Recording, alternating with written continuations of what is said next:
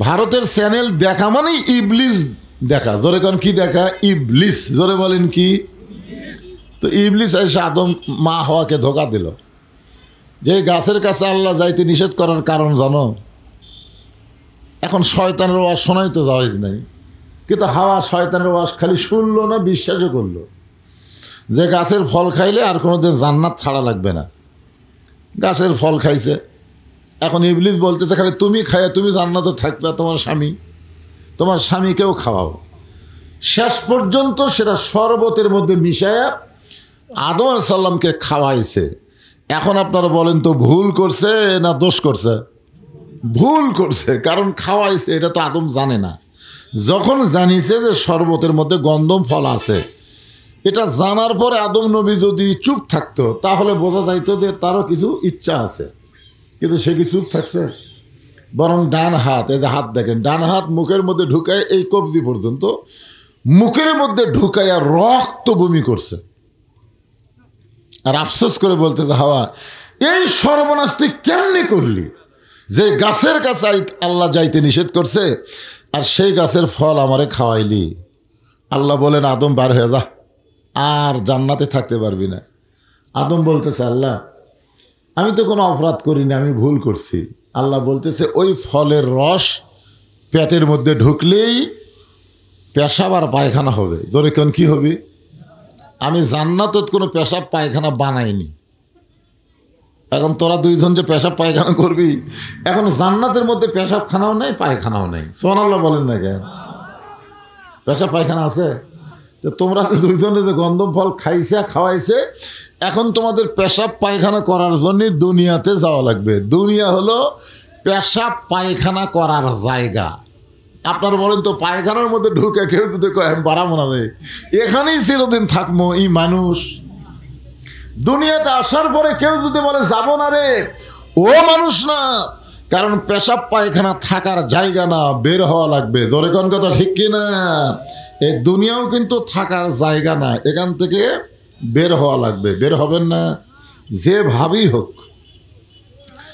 আল্লাহ কোরআনে বললেন ইয়া আইয়ুহাল্লাযীনা আমানুত্তাকুল্লাহা হাক্কা তুকাতিহি ওয়া লা তামুতুন্না ইল্লা ওয়া আনতুম মুসলিমুন।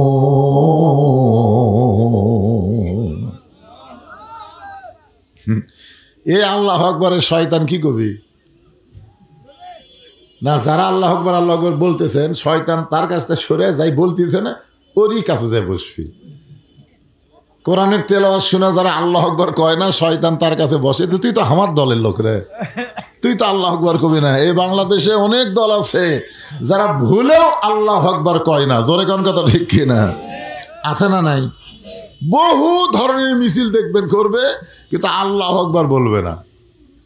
জয় বাংলার দিন শেষ, আল্লাহু আকবারের বাংলাদেশ। জোরে কোন কথা ঠিক কিনা? আর কোন জয় বাংলা চলবি? আল্লাহু আকবার কওয়া লাগবে। আল্লাহ কোরআনে বলতেছেন ইন্নামাল মুমিনুনা আল্লাযীনা ইযা যুকিরাল্লাহু ওয়াজিলাত কুলুবুহুম ওয়া ইযা তুলিয়াত আলাইহিম আয়াতুহু জাদাতুহুম ঈমানাও ওয়া আলা রাব্বিহিম ইয়াতাওয়াক্কালুন।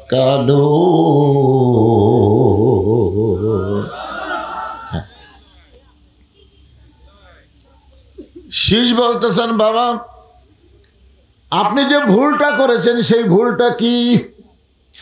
আদম বলতেছে আমার ভুল হলো আমি তোমার মায়ের দিকে খেয়াল করিনি। কি করিনি?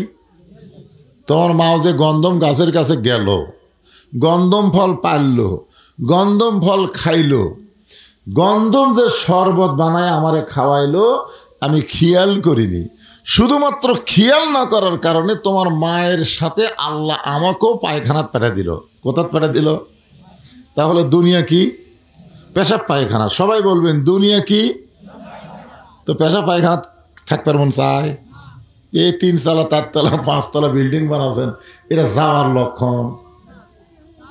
এটা যাওয়ার লক্ষণ বলেন? চিন্তা করে দেখেন। আদম বলে সামান্য একটা ভুল করার কারণে এই পেশাব পায়খানার দুনিয়ায় আমি 350 বছর কাঁদছি। কত বছর? কি বলে কাঁদছে? আল্লাহ সেটাও কোরআনে বলে দিয়েছেন, রব্বানা যালামনা আনফুসানা ওয়া ইল্লাম তাগফির লানা ওয়া তারহামনা লানাকুনান্না মিনাল খাসিরিন।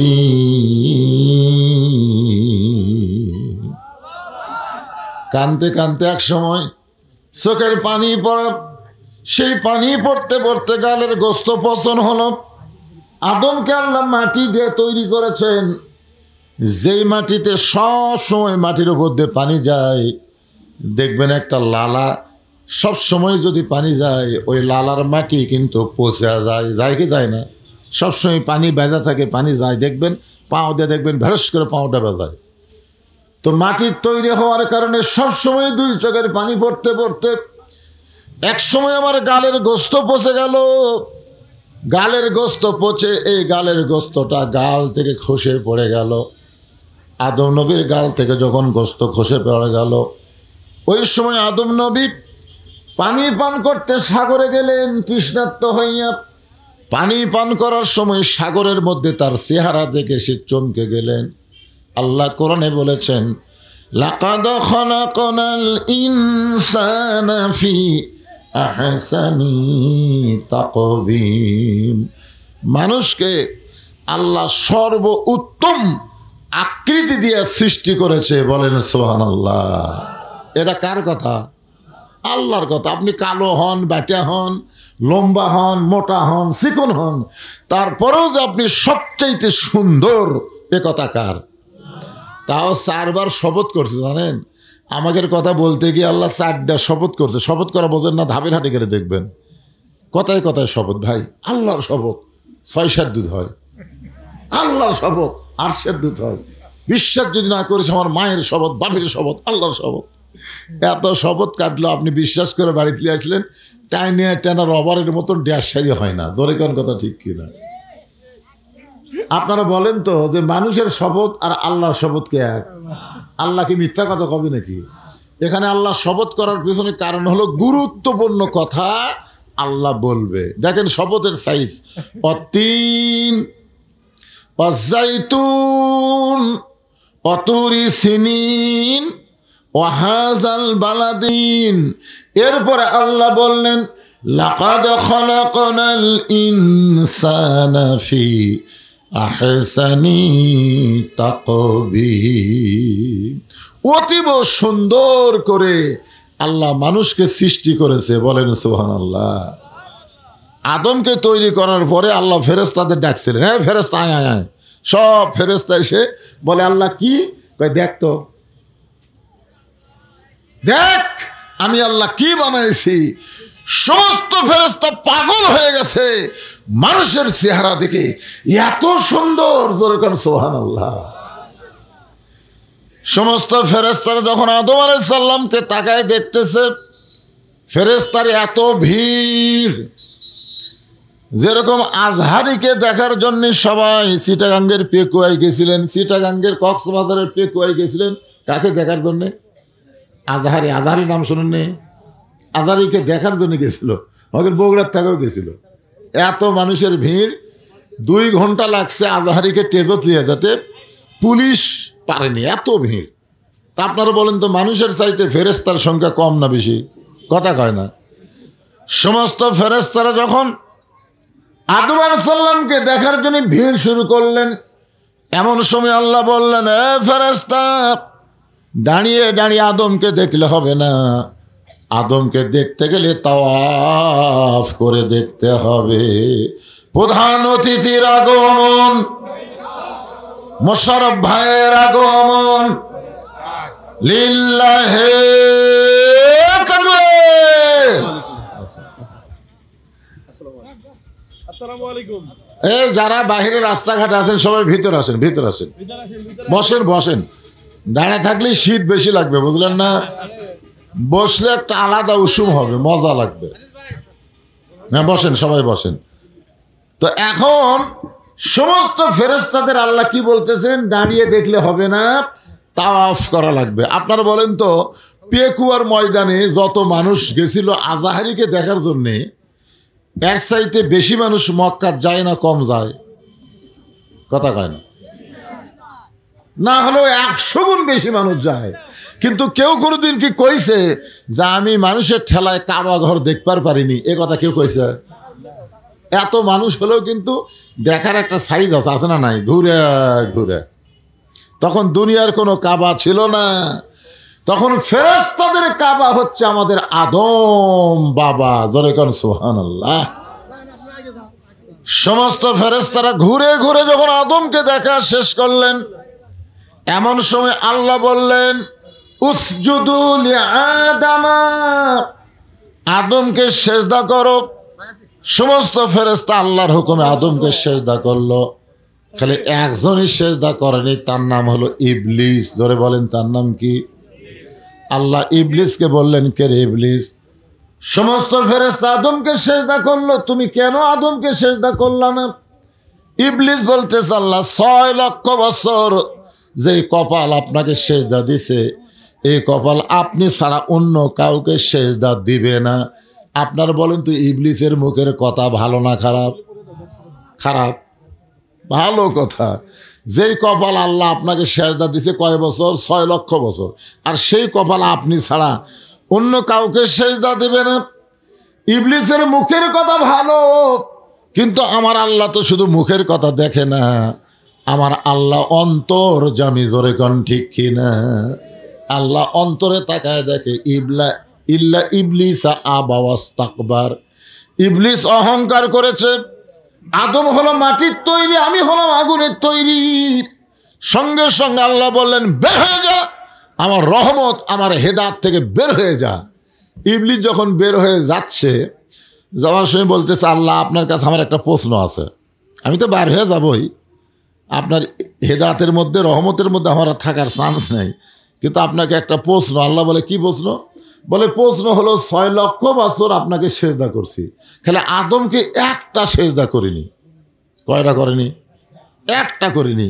তো একটা সেজদা করলাম না, তাহলে 6 লক্ষ বছরের সেজদার খবর কি? যেই সেজদা আপনাকে করছি সেই সেজদার দাম বেশি। আদমকে একটা সেজদা করিনি, তো কিছু তো প্লাস মাইনাস আছে, আছে না নাই? আপনি না হয় আমার 1 লক্ষ বছরের সেজদার অপরাধ, আর 5 লক্ষ বছর তো পাওয়া না আছি। সঙ্গে সঙ্গে আল্লাহ বলেন, ইবলিস, আমি আল্লাহ আদমকে এত ভালোবাসি, আদমকে একটা সেজদা না করার কারণে তোমার 6 লক্ষ বছরের সেজদা আমি আল্লাহ বাতিল করেছি। সুবহানাল্লাহ, জোরে খান।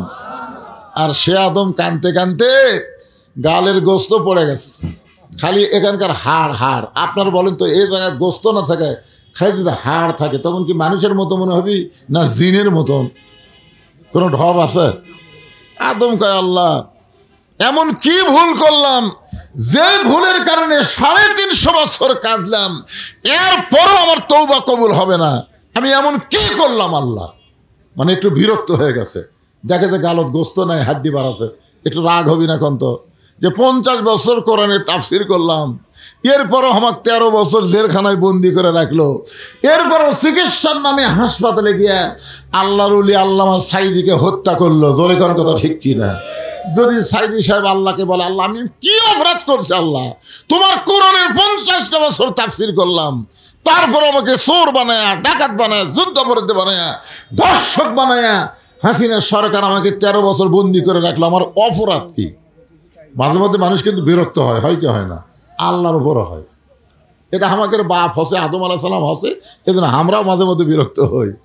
আপনার বলেন তো, 15.5 বছরকে আপনি যদি কোরআনের দল করেন বা বিএমপি করেন, তাহলে আপনি বাড়িতে আরামে ঘুম পাড়বার পারছেন? আরে আমি তো ওয়াজ করে পাবনা থেকে যখন আসতেছি, রোড পার হওয়ার সঙ্গে সঙ্গে বউ আমারে কইল, এখন কোথায়? এখন সিরাজগঞ্জ রোড পার হচ্ছি। আসেন ঠিকই, বাড়িতে আসেন না। আমি বললাম কেন? 10টার থেকে পুলিশ ঘুরতেছে, আজ কিছু একটা হবে। আমি তখন শ্বশুরকে মোবাইল করলাম, আব্বা মনে হয় আজকে আমার বাড়ি যাওয়া যাবে না, আপনার বাসায় যাওয়া লাগবে। শ্বশুর বলতেছে খবরদার বাবা, আসো না। এটিও আমার কোনো বন্ধু বান্ধবী নাই। শেষ পর্যন্ত আলুর বাগুড়ের মধ্যে কম্বল বিছায় ঘুম পাড়া লাগছে। কারণ কি? কোরআনের হক কথা বলার পরে, কোরআনের সত্য কথা বলার পরেও যদি এরকম বিপদ হয়, মাঝে মধ্যে মানুষ আল্লাহর উপর বিরক্ত হয় কি হয় না? জোরে কোন হয় কি হয় না? হ্যাঁ,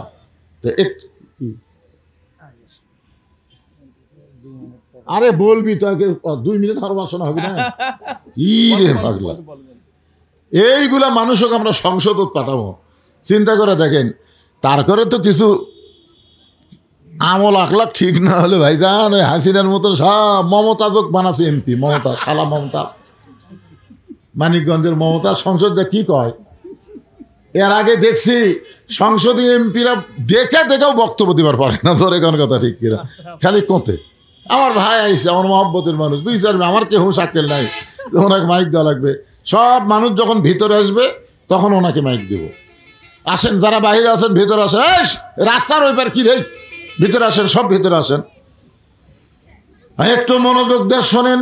শুনতেছেন? বুঝবার পারতেছেন না? বিরক্ত। আদম আলাইহিস সালাম কার উপর? কথা কয় না, আল্লাহর উপর। যে একটা ভুল করছি, একটা ভুল করার কারণে 350 বছর কান্দে গালের গোস্ত সব পড়ে গেল, তাহলে আমার কি মাফ হবি না? আল্লাহ বলে, আদম শুধু কাঁদলে হবে না, চিন্তা ভাবনা করে কান্দা লাগবে। শুধু কাঁদলে হবে না। আমাকে বাংলাদেশে সুদ খায়, ঘুষ খায়, আবার টঙ্গির ইস্তেমার যায় খালি সমানে কান্দে। আল্লাহ, তুই কি করছিস রে? তুই সুদ খাস রে পাগলা, তুই সুদ খাও বুঝিস? সুদের 1 টাকা খালি নিজের মায়ের সঙ্গে 42 বার জিনা করার গুনাহ হয়। তুই যতই কাম দে, কাম হবি না। জোরে কোন কথা ঠিক কিনা? ঘুষ খাচ্ছে, চাকরি যতদিন আছে সমানে ঘুষ খায়া বুড়া বয়সে কান দিচ্ছে, আল্লাহ আমি তওবা করতেছি, আল্লাহ আর জীবনে ঘুষ খাবো না। 2 কান্দে 2 ফেরেশতা কয়, আল্লাহ আমাকে বাইর করে দেন, শালার কান সারা চল মারো। এই চাকরি অবস্থায় কোনোদিন তওবা করেনি, আর চাকরিও গেছে তওবা করতেছে। এরকম কান্দার কোনো কাম আছে? যৌবন বয়সে নামাজ পড়েনি, বুড়া বয়সে মসজিদে সিয়াল নিয়ে যায় জামাতের ক্ষতি করতেছে, কাতারের ক্ষতি করতেছে, আবার 2 চোখ দিয়ে পানি বের করে কান দিচ্ছে। আল্লাহ কয়, তোর কান্দা পায়খানার যাবি, জান্নাতত যাবি না। জোরে কোন কথা কর না কেন? শুধু কানলে হবে? লোক গজল গাচ্চার কান দিচ্ছে।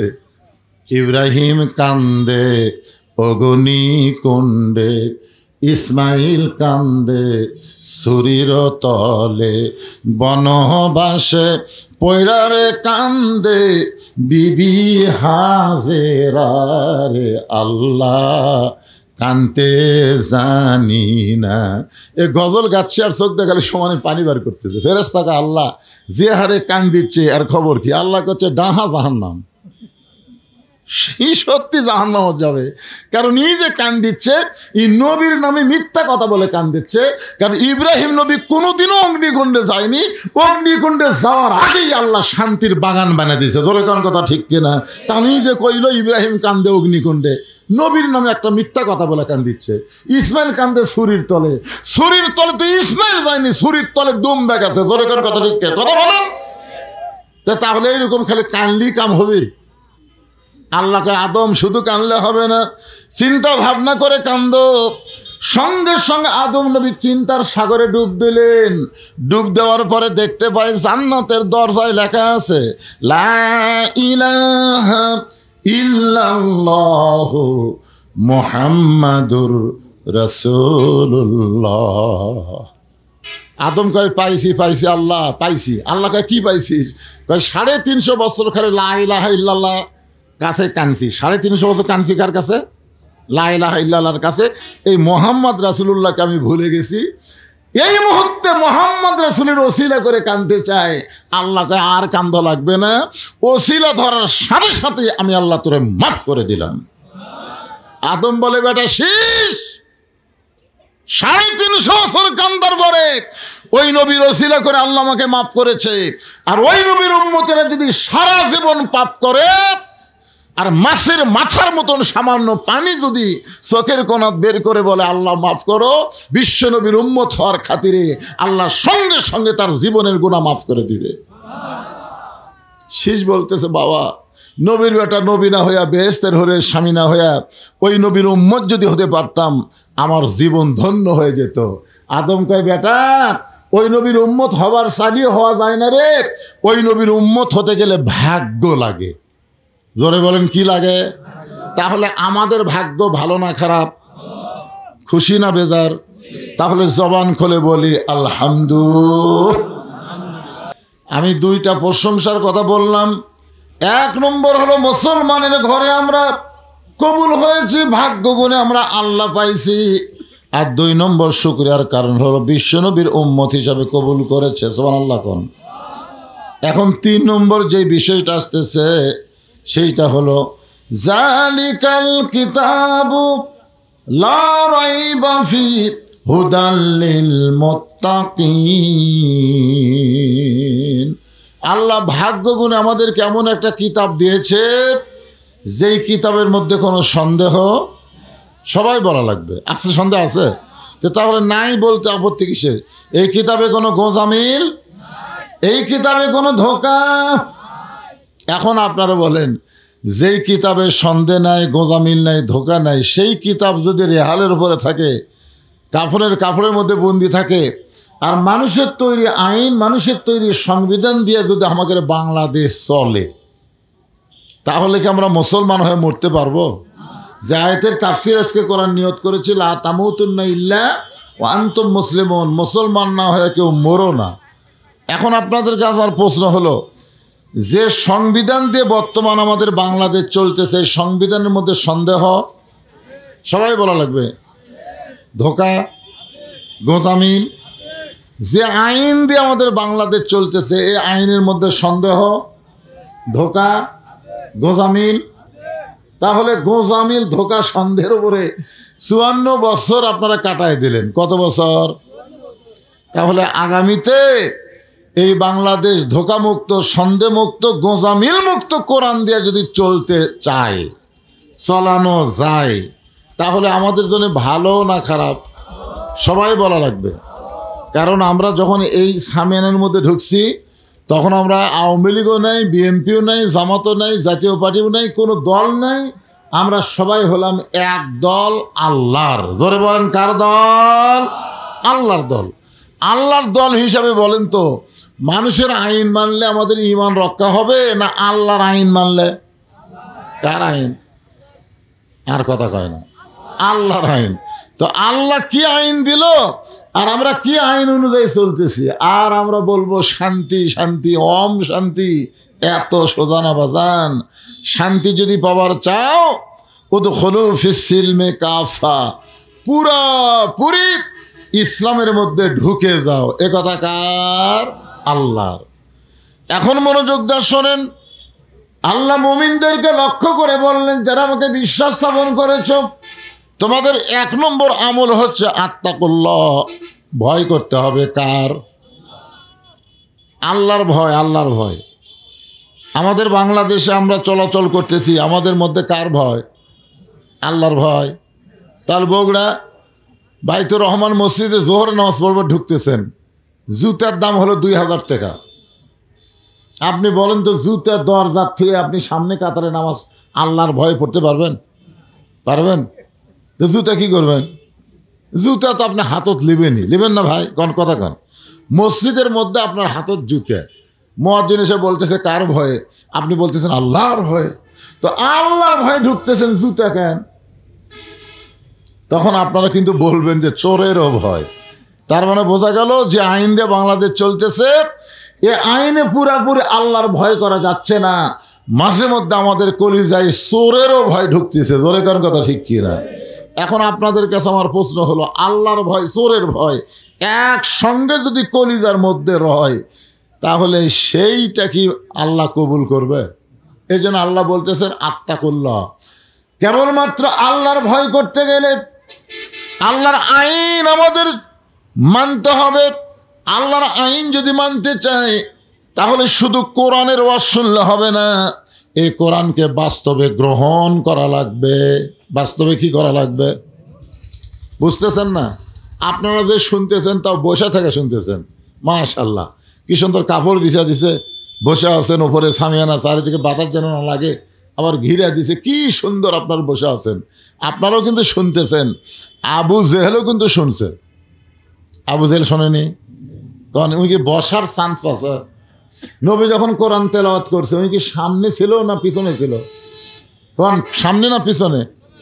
পিছন থেকে সারা রাত দাঁড়িয়ে দাঁড়িয়ে কোরআন তেলাওয়াত শুনছে, সারা রাত। একবারও ঘড়ি দেখেনি, একবার ওর পাও লাগেনি যে খাড়া হয়ে শুনতেছি, পাওটাও লাগা গেল, একটু বসেও নি। মানে কোরআন শুনতে শুনতে এমন তন্ময় হয়ে গেছে যে রাত কোন দিক দেখা বুঝবারই পারেনি।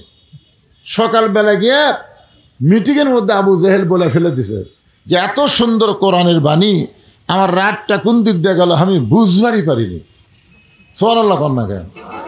দেখছেন আবু জেহেল আল্লাহর কোরআনের প্রশংসা করতেছে, এত সুন্দর কোরআনের বাণী, রাতটা কোন দিক দিয়ে গেল আমি বুঝবারই পারিনি। তা আবু সুফিয়ান বলতেছে, নেতা, যে কোরআন শুনতে এত ভালো লাগে, রাত কোন দিক দিয়ে যায় বোঝা যায় না, সেই কোরআন ধরলে অসুবিধা কি? না শুনতেই যদি এত মজা হয় তাহলে সেটা ধরলে অসুবিধা কি? আবু জেহেল বলতেছে, এটা তো মারাত্মক কথা, আয় তুই আমার কাছে আয়, তোর কানে কানে বলতেছি। যে কাছে গেছে আবু সুফিয়ানের কানে কানে বলতেছে, এই কোরআন যদি গ্রহণ করি, কোরআন যদি ধরি, তাহলে তোর আমার ভুয়া নেতৃত্ব চলবে না।